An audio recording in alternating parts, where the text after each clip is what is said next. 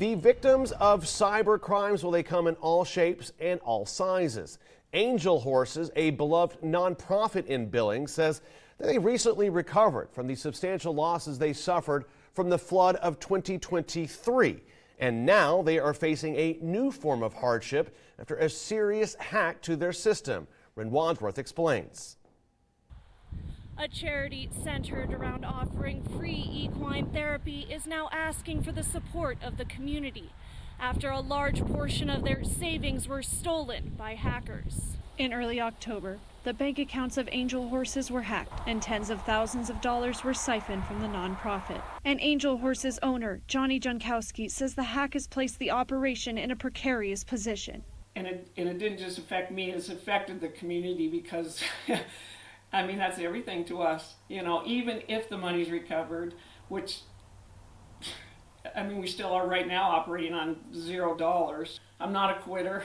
I didn't quit riding bulls, and this has been my baby for 26 years of volunteering to do this for 26 years because I am absolutely passionate about the need for this community to have this. I've seen it. I've seen what it does. In total, she says the hackers stole $71,000, money the nonprofit had worked hard to save.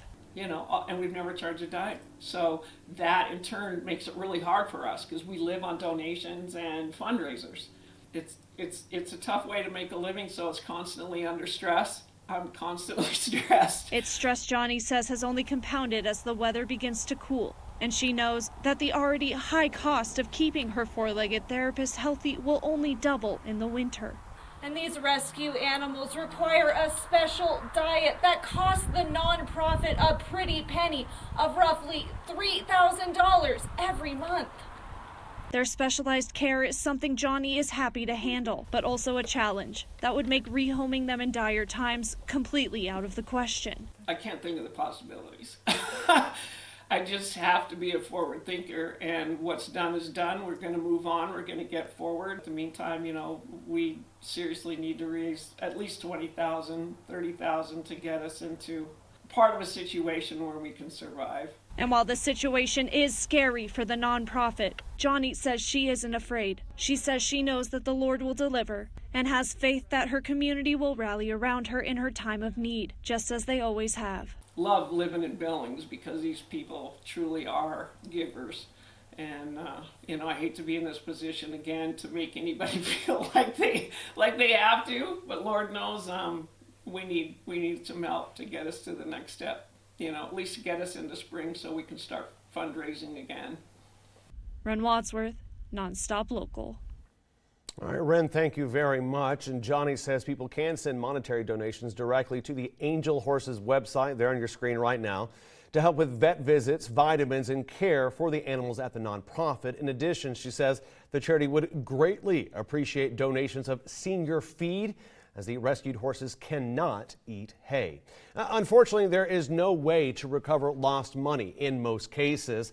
The best protection is prevention whenever possible. Take the extra time to create reliable safety measures to safeguard your personal information. A big part of this, well, those would be the passwords that we use online.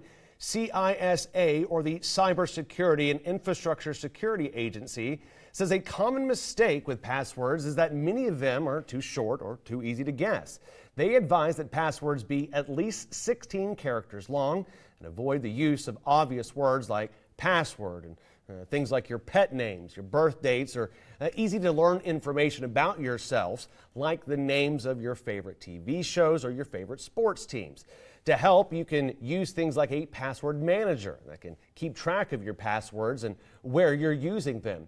Consumer Reports recommend by CISA shows some of the best password manager apps that are available, rating them by their reliability, functionality, and extra features, warning users of possible data breaches, regardless of whether or not you decide to use a password manager. The CISA says to never have your login information in easy to find places like on a PDF file that you can share through your desktop or through your phone notes. And the incident with Angel Horses is just one type of cybercrime that Montanans and many others across the nation have been dealing with. We recently shared the story of a different type of cyber crime with our viewers.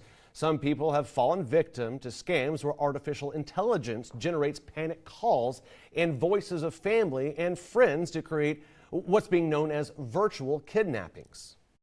In these virtual kidnappings or these other deceptive extortions, there's going to be a lot of initial frequent contacts. There's going to be a huge demand of money up front, and that will decrease quickly. These people are looking for a quick payout. This is a numbers game to them, right? If you get a call from an unfamiliar number and it sounds weird, it sounds odd. If the threats are increasingly hostile at the beginning, demands are increasingly high at the beginning, and then they come down quickly, that's the hallmark that this is probably something that's not legitimate. Agent also encourages people to try to practice patience, think through the situation, and if possible, contact your loved ones and notify law enforcement of the situation. OCP also suggests creating a safe word that only your family knows so that it can be used for verification in situations like this.